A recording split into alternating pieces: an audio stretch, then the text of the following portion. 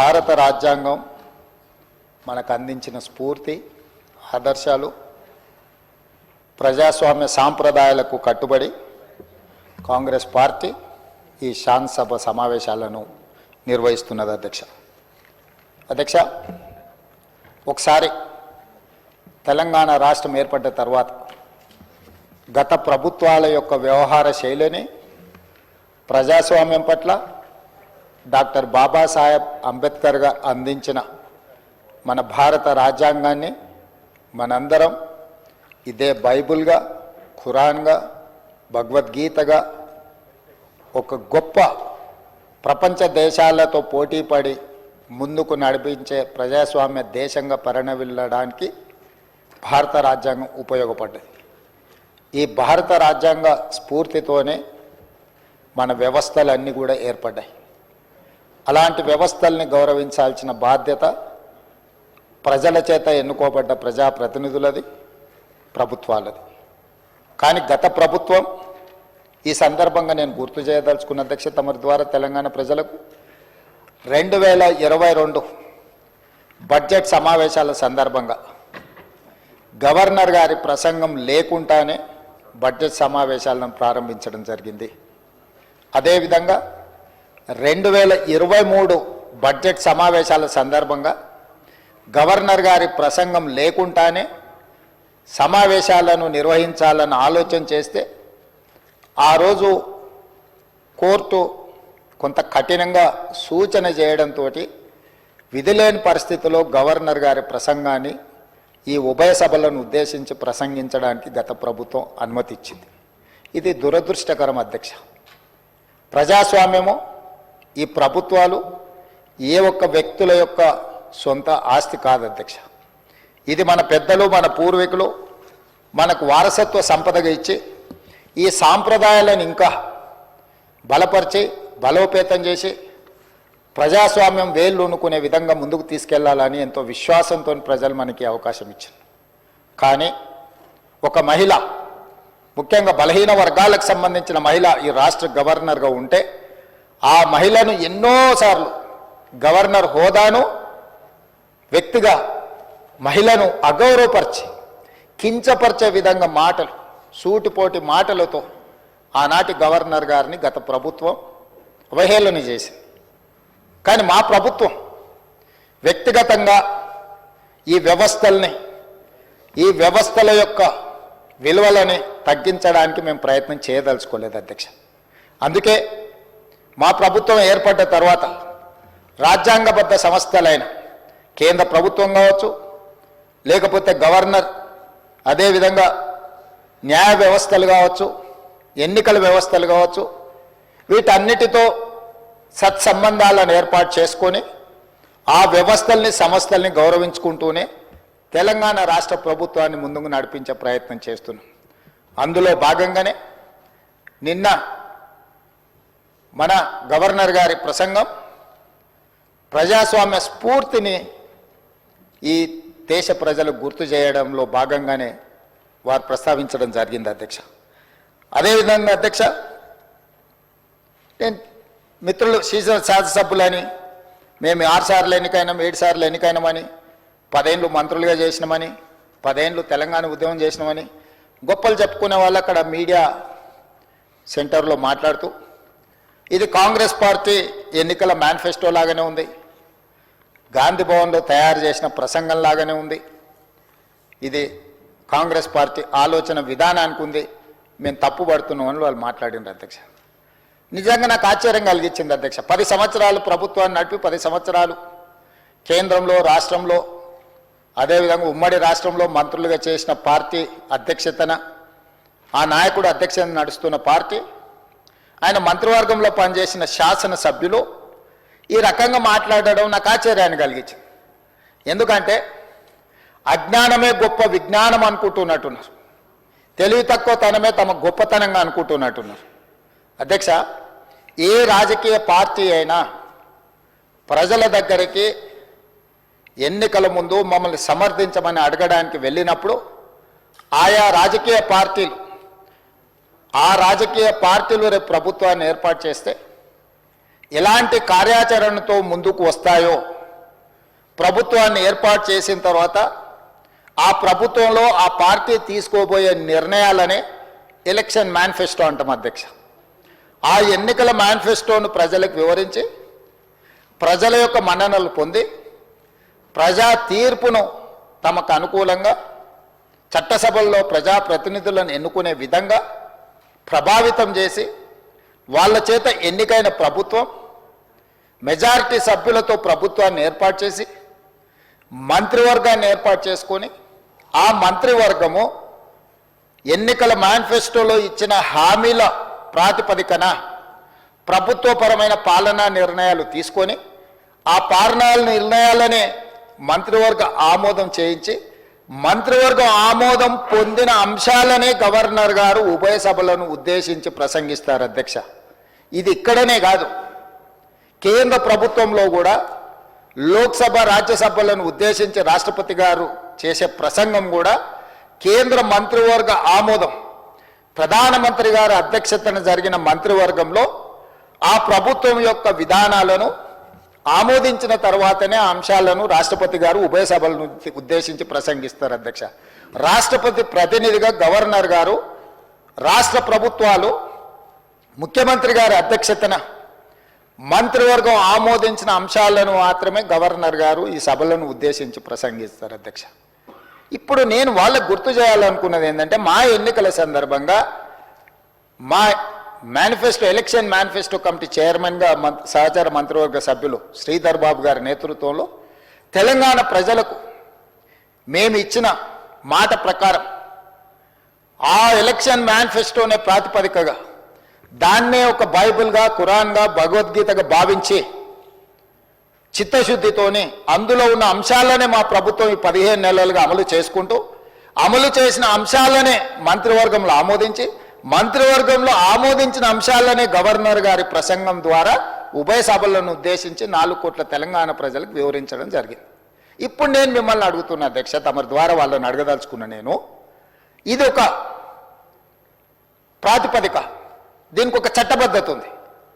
మరి మేము మా పార్టీ ప్రజల దగ్గరికి వెళ్ళి ప్రజల యొక్క మన్ననలు పొంది ప్రభుత్వాన్ని ఏర్పాటు చేసిన ప్రభుత్వం తీసుకున్న నిర్ణయాలను గవర్నర్ ప్రసంగంలో మేము పొందుపరిస్తే దాన్ని తప్పుబట్టి అవహేళన చేసి ఇది కాంగ్రెస్ పార్టీ విధానం లాగానే ఉంది అట్లెట్లుంటుంది అంటారు ఏంది అధ్యక్ష? గవర్నర్ గారి ప్రసంగం కాంగ్రెస్ విధానాలకు వ్యతిరేకంగా ఉండదు అధ్యక్ష. ఈ ప్రభుత్వమే కాంగ్రెస్ ప్రభుత్వం, ఇది ప్రజా ప్రభుత్వం, ప్రజా పాలన అధ్యక్ష. మా విధానము మా ఆలోచనను మేం ప్రజలకు చేసిన పనులను మాత్రమే గవర్నర్ గారి ప్రసంగంలో పొందుపరుస్తాము. ఈ మాత్రం అవగాహన లేని వాళ్ళు 10 సంవత్సరాలు మేము మంత్రులుగా పనిచేసినామని చెప్పుకోవడానికి వాళ్ళకి అర్హత ఉందా అని నేను అడుగుతున్నా అధ్యక్ష. 10 సంవత్సరాలు వాళ్ళు ప్రభుత్వం నడిపినప్పుడు ఆనాటి గవర్నర్ ప్రసంగాలు ఆనాటి మంత్రివర్గ ఆమోదం లేకుంటేనే గవర్నర్ గారు సొంతంగా ప్రసంగించిందా అధ్యక్ష?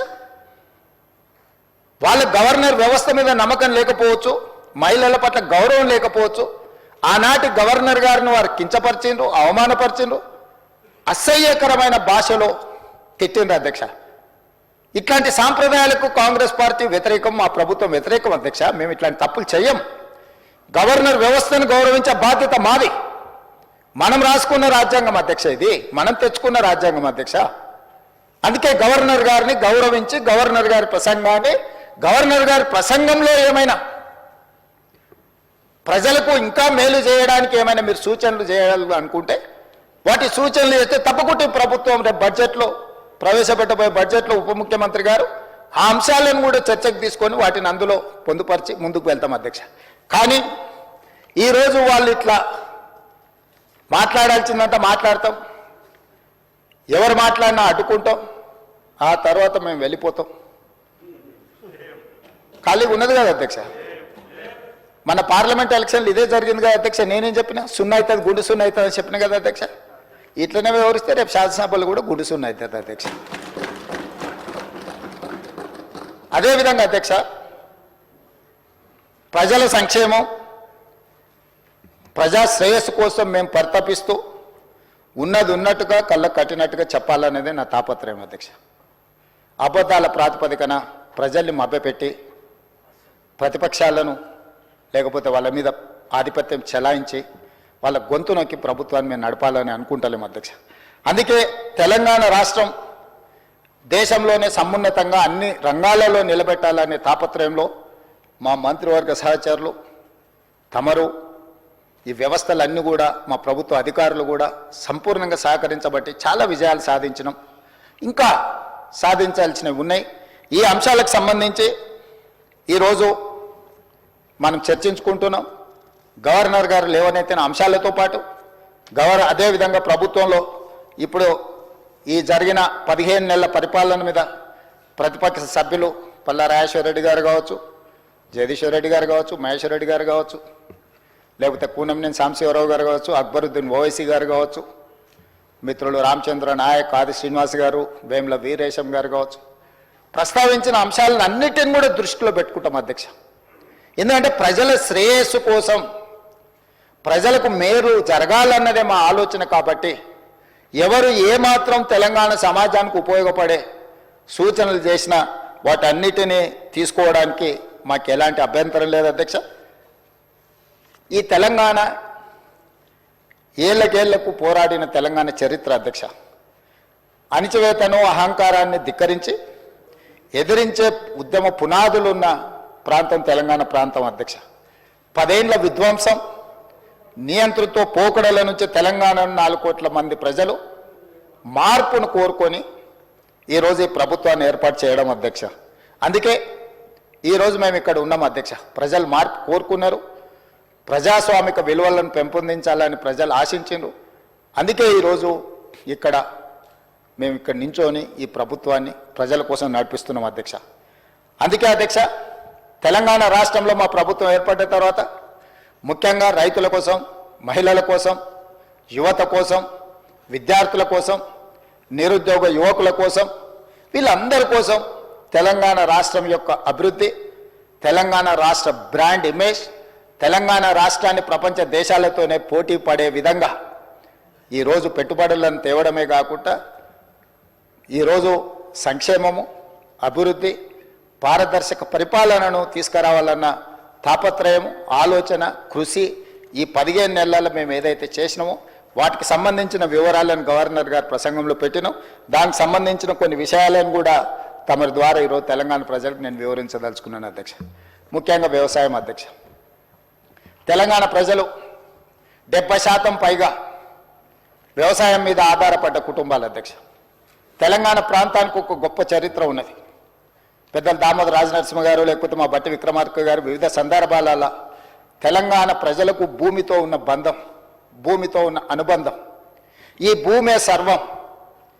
తెలంగాణ సమాజంలో పోరాటాలు, నేల కొరిగిన వీరులు చిందించిన రక్తం, ఈ భూమి కోసము, భుక్తి కోసం, విముక్తి కోసమే పోరాటాలు జరిగినాయి అధ్యక్ష. అది ఆనాటి సాయుధ రైతాంగ పోరాటం కావచ్చు, తొలిమల్లి తెలంగాణ ఉద్యమాలు కావచ్చు, ఈనాడు ప్రజలు ఆశిస్తున్నది కావచ్చు. భూమే మన ఆత్మగౌరవం. అమ్మ ఎంతనో భూమాత అంతనే. గ్రామంలో మన యొక్క గౌరవం, మన గుర్తింపు, మన భూమి.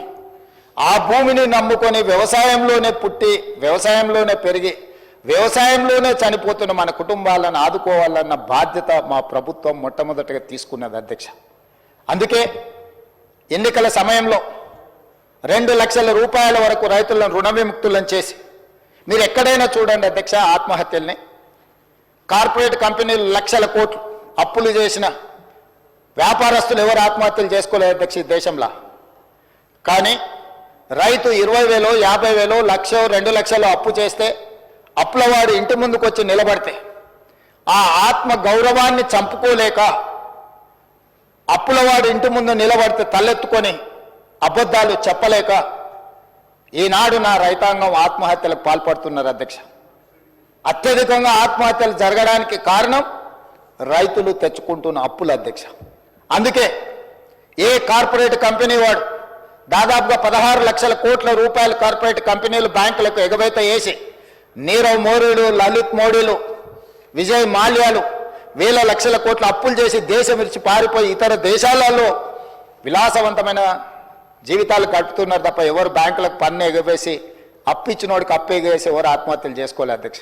కానీ నా గ్రామీణ ప్రాంతాలలో, తండాలలో, గూడాలలో, మారుమూల పల్లెల్లో ఉన్న రైతాంగం వేల రూపాయల అప్పులు చేస్తే కూడా అప్పులవాడు ఇంటి ముందుకు వస్తే కుటుంబ సభ్యుల ముందు, కట్టుకున్న భార్య ముందు, తమ పిల్లల ముందు అవమానాన్ని భరించలేక ఆత్మహత్యలు చేసుకుంటున్నారు. కాబట్టే మొట్టమొదట మా ప్రభుత్వం ఏర్పడ్డ తర్వాత రైతులకు రుణమాఫీ చెయ్యాలి, రుణ విముక్తులను చేయాలి, ఆత్మగౌరవంతో నా రైతాంగం బ్రతకాలి అన్న ఆలోచనతోటి 2 లక్షల రూపాయల వరకు రుణమాఫీ చేస్తామని ఏ ఎన్నికల మేనిఫెస్టోలో మాట ఇచ్చినమో మాట ప్రకారం 25,35,000 మంది రైతులకు 20,616 కోట్ల రూపాయల 89 లక్షలు, దాదాపుగా 20,617 కోట్ల రూపాయలు రైతు రుణమాఫీ చేసిన చరిత్ర మా ప్రభుత్వానిది, ఈ మంత్రివర్గాన్ని అని చెప్పి నేను ఈ సందర్భంగా చెప్పదలుచుకున్నాను అధ్యక్ష. ఈ దేశ చరిత్రలోనే ఏ ప్రభుత్వం కూడా మొదటి సంవత్సరంలో ఉన్న అన్ని రాష్ట్రాలు కావచ్చు, కేంద్ర ప్రభుత్వం కావచ్చు, కేంద్ర ప్రభుత్వం కూడా ఏ ఒక్క రాష్ట్రానికి 20,617 కోట్ల రూపాయలు మొదటి 10 నెలల్లో చేసిన చరిత్ర లేదు. ఇది చరిత్రలో శాశ్వతంగా నిలిచిపోయే ఒక గొప్ప సందర్భము. 25,35,000 మంది రైతులకు 20,617 కోట్ల రూపాయల రుణమాఫీ చేసి రైతులను రుణ విముక్తులను చేసి ఆత్మగౌరవంతో తలెత్తుకొని బ్రతికే విధంగా ఈరోజు రైతులకు స్వేచ్ఛనిచ్చిన ప్రభుత్వం మాది అధ్యక్ష. ఈరోజు ఆ రైతులను ఆదుకోవాలన్న ఆలోచనతోని ప్రయత్నం అంతా చేసినాం అధ్యక్ష. అదేవిధంగా అధ్యక్ష, గతంలో రైతు బంధు అన్నాడు, ఎన్నికలు వచ్చినప్పుడే మాత్రమే ఖాతాలలో పడేది. కానీ ఈసారి 2023 ఎన్నికల సందర్భంగా ఆనాటి ప్రభుత్వం ఔటర్ రింగ్ రోడ్డుని అమ్మేసి, కోకపేట్ల భూములను అమ్మేసి ఉన్నాయని ఊడ్చుకొని తీసుకొని పోయి రైతులకు రైతు బంధు పథకాన్ని అమలు చేయకుండా ఎన్నికల కోడ్ను అడ్డం పెట్టుకొని తప్పించుకుంటే మా ప్రభుత్వం వచ్చిన మొదటి 3 నెలల్లోనే తమరికి తెలుసు అధ్యక్ష 7,625 కోట్ల రూపాయలు రైతు భరోసా పథకం కింద ఆ ప్రభుత్వం ఎగవేసిన రైతు భరోసా పథకాన్ని మన ప్రభుత్వం ఈరోజు అమలు చేసి మొదటి 3 నెలల్లోనే వాళ్ళ ఖాతాలు వేసింది అధ్యక్ష. అదే కాదు, ఆనాటి ప్రభుత్వం రైతు బంధు కింద సంవత్సరానికి 10,000 ఇస్తే 10,000 సరిపోదు, దీన్ని 12,000కు పెంచాలి అని రైతు భరోసా పథకాన్ని సంవత్సరానికి 12,000 చొప్పున పథకాన్ని ప్రారంభించి ఈరోజు వాళ్ళ ఖాతాలో నగదు పడతా ఉన్నది అధ్యక్ష. మార్చి 31 లోపల మొత్తంగా వాళ్ళ ఖాతాలు వేయాలనుకున్నాం అధ్యక్ష. ఇదే కాదు అధ్యక్ష, గ్రామాలలో మీకు తెలుసు దళితులు, గిరిజనులు, ఆదివాసీలు, బలహీన వర్గాలకు సంబంధించిన వాళ్ళకి అందరికీ భూములు లేవు. వాళ్ళకు భూమి లేకపోవడం వల్ల రైతు భరోసా పథకంలో వాళ్లకు భరోసా ఇవ్వలేకపోవడం వల్ల ప్రభుత్వం ఆనాటి నా పాదయాత్రలు కావచ్చు, మిత్రులు బట్టి విక్రమార్క గారి పాదయాత్రలో భూమి లేని నిర్వాసితులు, భూమి లేని నిరుపేదలు వచ్చి అయ్యా మాకు భూమి లేదు, భూమి ఉన్న వాళ్ళకే ప్రభుత్వ సహాయం అందుతుంది, భూమి లేని మా గురించి ప్రభుత్వం పట్టించుకోవాలి కదా, మీకు బాధ్యత లేదా అని వాళ్ళు అడిగితే ఆలోచన చేసి ఇందిరమ్మ ఆత్మీయ భరోసా పథకం కింద ప్రతి కుటుంబానికి 12,000 రూపాయలు ఇవ్వడానికి నిర్ణయం తీసుకొని ఈనాడు ఉపాధి హామీ కూలీ కార్డు ఎవరికైతే ఉందో ప్రతి కుటుంబానికి ఇందిరమ్మ ఆత్మీయ భరోసా పథకంలో 12,000 రూపాయలు భూమి లేని నిరుపేదలకి ఈరోజు మన ప్రభుత్వంలో పథకాన్ని అమలు చేస్తున్నాం అధ్యక్ష. భూమి లేని నిరుపేదల యొక్క ఆత్మగౌరవాన్ని నిలబెట్టడానికి ఈరోజు నా ప్రభుత్వం ప్రయత్నం చేస్తుంది అధ్యక్ష.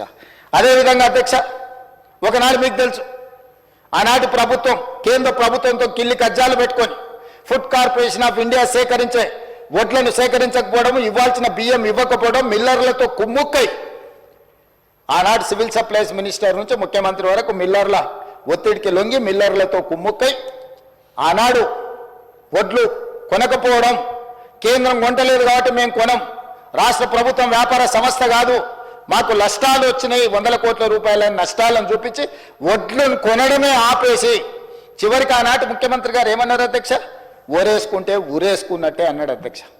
ఎవరైనా ఒక బాధ్యత కలిగిన ముఖ్యమంత్రి గారు రైతుల కష్టం వచ్చినప్పుడు ఆదుకోవాలి, అండగా నిలబడాలి. ఒకవేళ రైతులు ఆత్మహత్యలు చేసుకుంటుంటే మీరు చేసుకోవద్దు, మేము అండగా నిలబెడతాం, అవసరమైతే కేంద్ర ప్రభుత్వంతో కొట్లాడతాం, మేము వడ్లను కొనుగోలు చేస్తామని చెప్పకుండా మీరు ఊరేసుకుంటే ఊరేసుకున్నట్టు అని బరి తెగించి మాట్లాడితే మేము ప్రభుత్వం ఏర్పడ్డ తర్వాత సివిల్ సప్లైస్ మినిస్టర్గా ఉత్తమ్ కుమార్ రెడ్డి గారు మీరు వరి పండించండి, ప్రతి చివరి గింజ వరకు కొంటాం, అందులో సన్న వడ్లు పండిస్తే 500 రూపాయల బోనస్ ఇచ్చి కొంటామని చెప్పి 1200 కోట్ల రూపాయల పైగా 1206 కోట్ల రూపాయలు సన్న వడ్లకు బోనస్ ఇచ్చి ఈసారి పంట అత్యధికంగా పండించే రైతులు ఈరోజు రాష్ట్ర ప్రభుత్వానికి వడ్లు 1,56,00,000 మెట్రిక్ టన్నులు అమ్మి మనకి ఈరోజు పంట పండించారు అధ్యక్ష. ఒక్క సంవత్సరంలో 260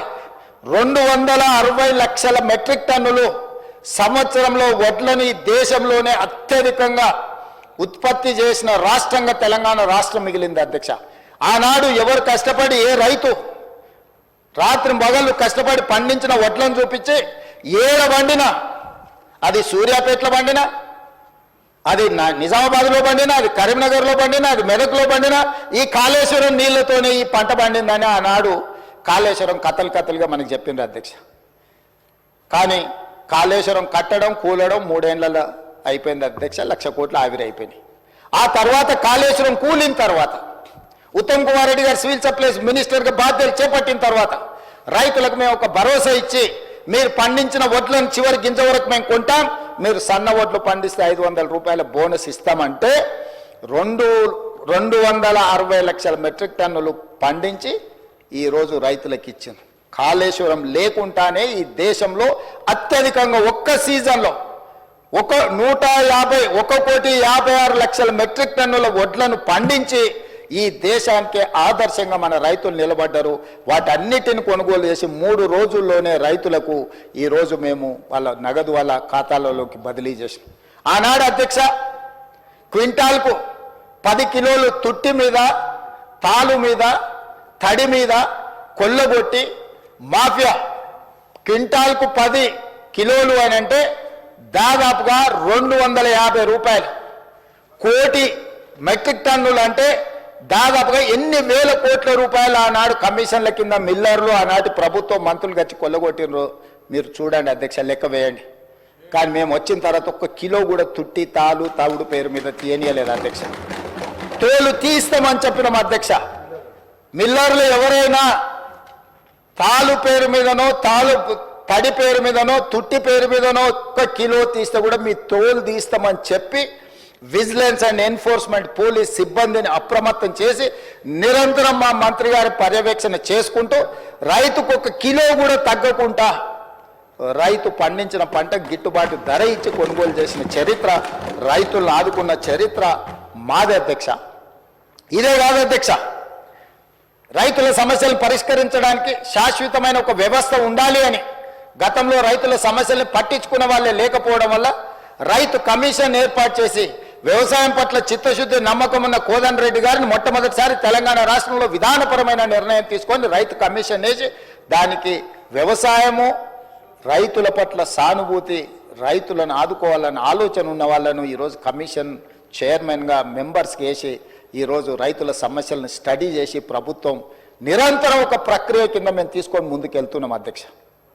ఇట్లా రైతులను పండించిన పంట, రైతులకు నీళ్లు, రైతులకు 24 గంటలు ఉచిత కరెంటు ఇవ్వాలని, చివరి ఆయకట్టు వరకు నీళ్లు ఇవ్వాలని అన్ని రకాల కార్యక్రమాలను కార్యాచరణను తీసుకొని ఇటు గల్లీ నుంచి ఢిల్లీ వరకు ఈ రైతులకు రావాల్సిన నీళ్ల మీద కొట్లాడుకుంటూ ఈరోజు ముందుకు వెళ్తున్నాం అధ్యక్ష.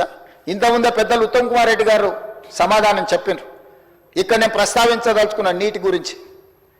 ఉమ్మడి రాష్ట్రంలో 811 టీఎంసీల ఉమ్మడి రాష్ట్రానికి కేటాయింపులుంటే ఘనత వహించిన, అనుభవం కలిగిన, పోరాటాలు చేసిన అని గొప్పగా చెప్పుకునే ఆనాటి ముఖ్యమంత్రి చంద్రశేఖరరావు గారు, సాగునీటి పారుదల శాఖ మంత్రి హరీష్ రావు గారు ఢిల్లీకి వెళ్ళి ఉమాభారతి గారి సమక్షంలో వాళ్ళు నిత్యం తిట్టిపోసుకునే చంద్రబాబు నాయుడు ముందల మొకరిల్లి 512 టీఎంసీలు ఆంధ్రప్రదేశ్ను వాడుకోండి, 299 టీఎంసీలు మాకు తెలంగాణకు చాలు అని సంతకం పెట్టి శాశ్వతంగా తెలంగాణ రైతాంగానికి మరణ శాసనము రాసింది వాళ్ళు కాదా? 2021లో ప్రతి సంవత్సరం వచ్చి రెన్యువల్ చేసుకునేందుకు మాకు ఓపిక లేదు, తీరిక లేదు, ఫామ్ హౌస్ల నుంచి మేము రాలేము. పర్మనెంట్గా ఈ ఒప్పందాన్ని ఒప్పుకుంటున్నాను. 2021-22లో శాశ్వత మరణ శాసనం రాసింది చంద్రశేఖరరావు గారు, హరీష్ రావు గారు కాదా అని నేను అడుగుతున్నా అధ్యక్ష.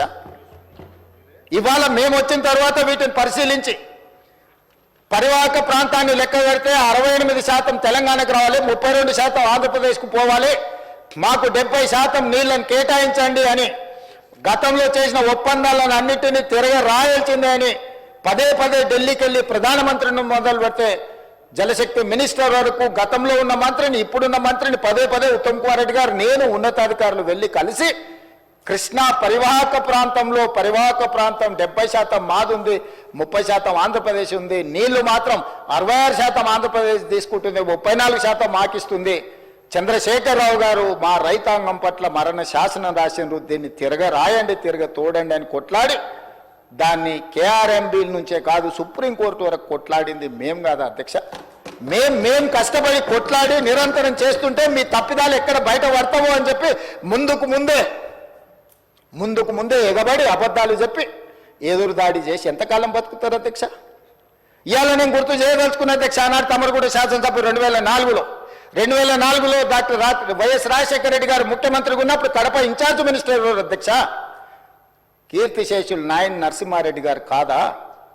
హరీష్ రావు గారు ఎమ్మెల్యే కాకున్నా మంత్రిగా రాజశేఖర రెడ్డి గారు మంత్రివర్గంలో చేరిన మాట వాస్తవం కాదా? రాజశేఖర రెడ్డి గారి ఆశీర్వాదంతో కేంద్రంలో మంత్రి అయింది చంద్రశేఖరరావు కాదా అధ్యక్ష?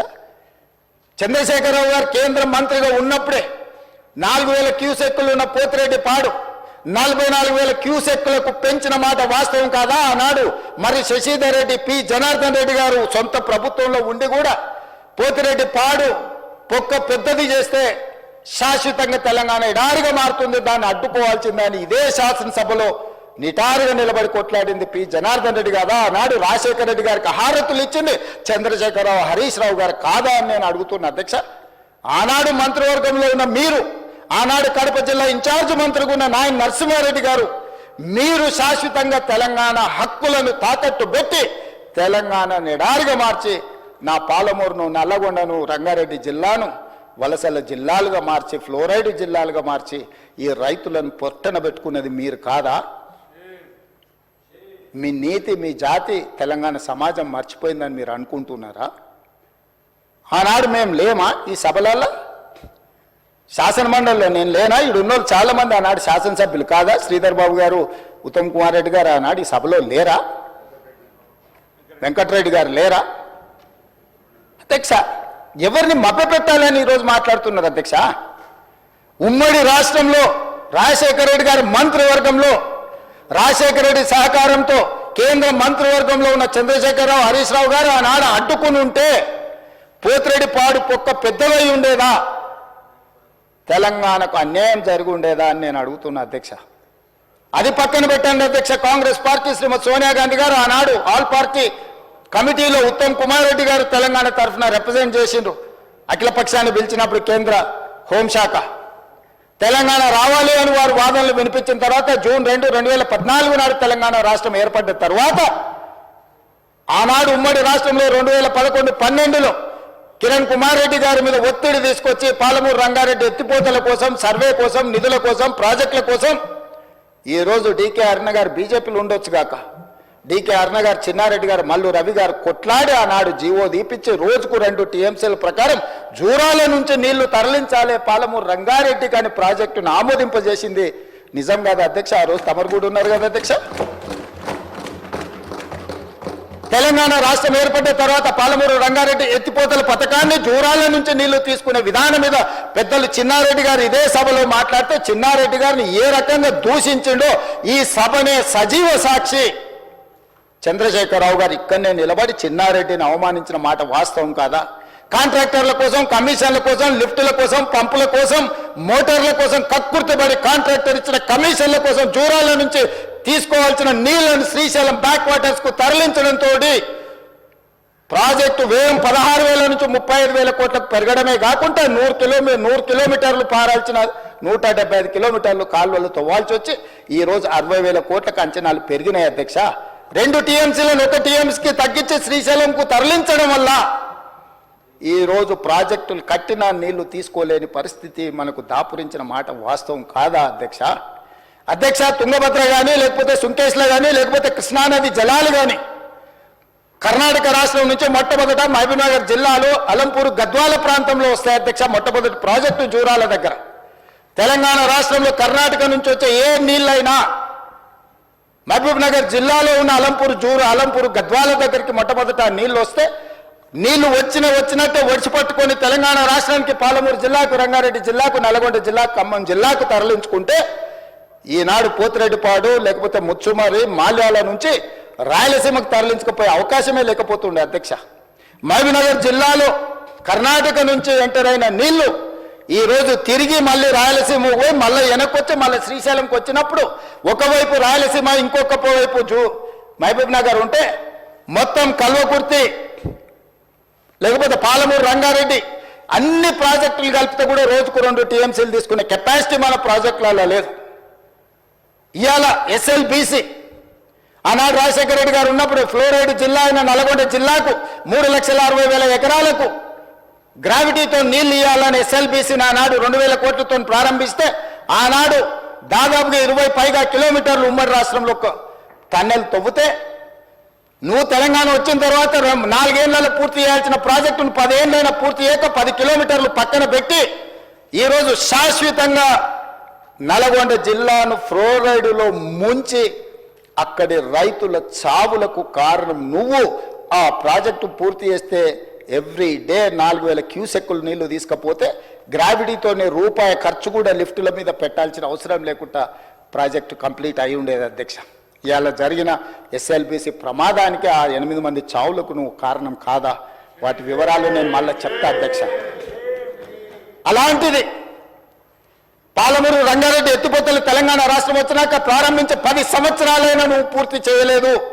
ఈనాడు చంద్రబాబు నాయుడు గారైనా, ఆంధ్రప్రదేశ్ అయినా, కేంద్రమైనా ఈ ప్రాజెక్టులను అడ్డుకుంటుంది అని అంటే ఈరోజు కృష్ణానది మీద నిర్మించిన ఉమ్మడి రాష్ట్రంలో ప్రారంభించిన కల్వకుర్తి కావచ్చు, ఉమ్మడి రాష్ట్రంలో అనుమతులు ఇచ్చిన పాలమూరు, రంగారెడ్డి ఎత్తిపోతలు కావచ్చు, ఉమ్మడి రాష్ట్రంలో అనుమతి వచ్చిన మక్తల్, నారాయణపేట, కొడంగల్ ప్రాజెక్టు కావచ్చు, భీమా కావచ్చు, నెట్టంపాడు కావచ్చు, కోల్చార్ కావచ్చు, శ్రీరామ్ సాగర్, ఇందిరాసాగర్ కావచ్చు, రాజీవ్ సాగర్ కావచ్చు, కృష్ణానది మీద పరివాహక ప్రాంతంలో నిర్మాణంలో ఉన్న ప్రాజెక్టులు 60 సంవత్సరాలు పైగా ఉమ్మడి రాష్ట్రంలో పూర్తి కాని ప్రాజెక్టులు 10 సంవత్సరాలు చంద్రశేఖరరావు గారు ముఖ్యమంత్రి ఉన్నప్పుడు ఈ రాష్ట్రంలో ఎందుకు పూర్తి చేయలేదు? దక్షిణ తెలంగాణ పట్ల కృష్ణానది జలాలను మా ప్రాంతానికి ఇవ్వకుండా వివక్ష చూపించి శాశ్వతంగా మా రైతాంగం జీవితాల మీద మరణ శాసనం రాసింది చంద్రశేఖరరావు కాదా అని నేను ఇక్కడ నుంచి అడుగుతున్నా అధ్యక్ష. ఇవాళ ప్రతిపక్ష నాయకుడు వచ్చి ఇక్కడ కూర్చుంటుంటే నేను అడిగేదానికి సమాధానం చెప్పాల్సి వస్తుందని ఈరోజు వారి ముఖం చాటు చేసింది అధ్యక్ష. ఇప్పుడే లెక్కలు ఇచ్చిండ్రు అధ్యక్ష.